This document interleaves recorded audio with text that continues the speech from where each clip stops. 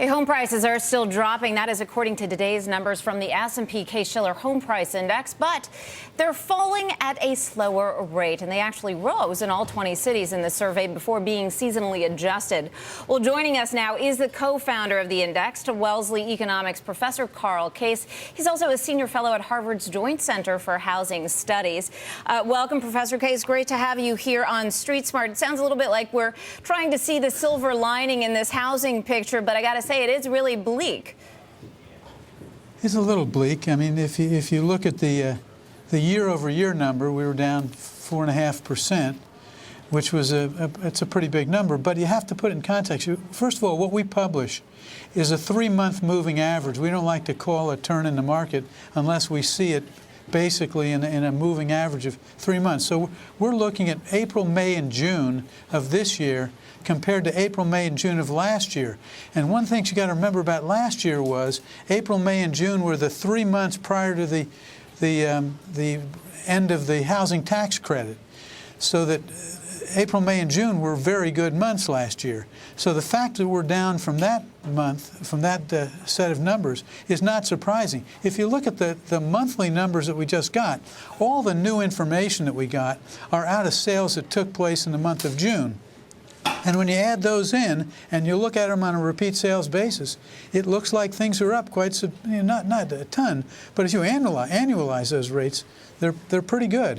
I felt good when I saw these numbers. So, Professor Case, back in May when you were on, you had said that we're sort of bouncing along the bottom here. Have we actually bounced off the bottom at this stage, given your comments?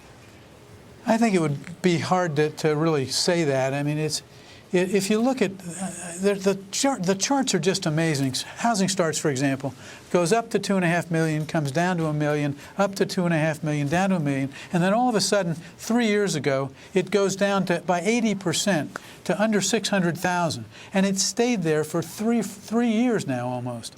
That's an incredible. It's like being in the emergency room and seeing it flatline, seeing somebody flatline. I mean, the market is really dead in the water, but it's not going down or up. It's just plodding along. We're doing 4.7 million existing home sales on an annualized basis, and we're not falling. By God, some of these cities have been down 50% from peak. So we're out of that free fall. I think we're at something that looks like a bottom, and it'll all depend on what happens. If consumer confidence continues to wane and GDP doesn't grow and we don't get jobs, it's going to hold it back.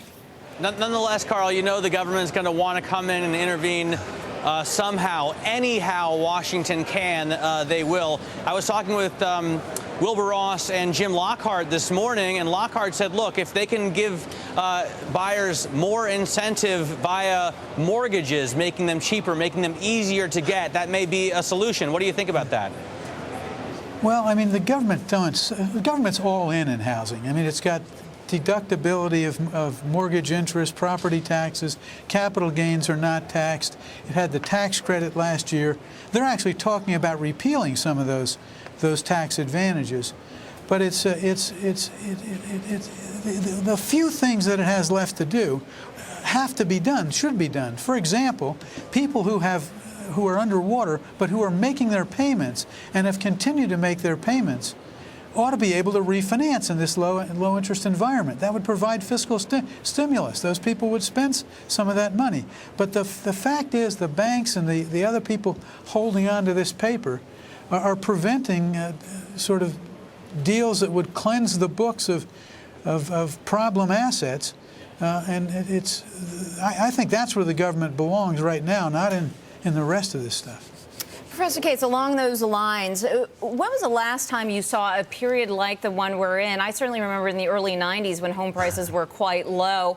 And I also don't remember at that period of time that the government actually intervened on behalf of homeowners to try to make it easier to either refinance or to get a mortgage in the first place.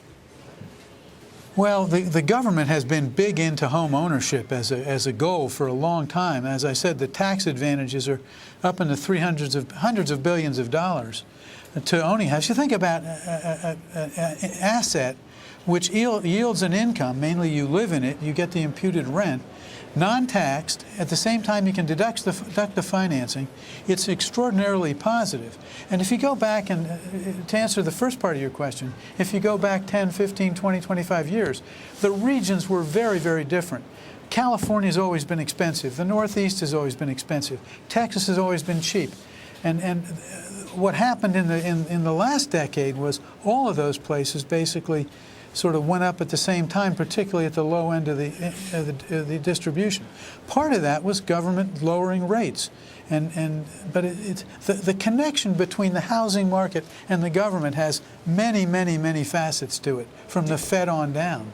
Do you think, though, Carl, I mean, obviously, a lot of people would point to the government intervention over the last couple of decades as one of the reasons behind the bubble and the burst that we just saw. Do you think that we'd be better off with the government out of the housing market, and otherwise not giving a mortgage deduction, not encouraging homeownership through tax policy and other policies such as that? I do think we need to cut those back, but it's a pretty nasty time to do it. And the political lobby that's going to be formed against doing much to reduce those subsidies is always huge.